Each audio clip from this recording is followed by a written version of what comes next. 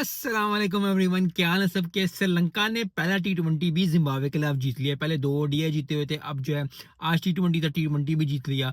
और मेरे दोस्त कमिंडू मेंडिस ने जो है स्कोर किया 41 स्कोर किया। आई थिंक बैटिंग भी अच्छी की, बॉलिंग भी अच्छी की। बॉलिंग की पहले बात करते हैं। बॉलिंग में आई थिंक उन्होंने अच्छी तरह रोक लिया था जिम्बाब्वे को। जिम्बाब्वे जिस तरह चल रही थी इस तरह होती है। आई थिंक कंसिस्टेंटली विकटें ली, कंसिस्टेंटली की, लेकिन आई थिंक बैटिंग में भी यस वो गिर गई थी विकटें उनकी, श्रीलंका की भी। लेकिन ओवरऑल आई थिंक एक ज़बरदस्त परफॉर्मेंस, एक अच्छी परफॉर्मेंस, और उसी की वजह से जो है श्रीलंका आज जो है वो मैच जीती। और कमिंडू मेंडिस मेरे दोस्त ने जो है 41 स्कोर किया। बड़ी ज़बरदस्त परफॉर्मेंस आई थिंक।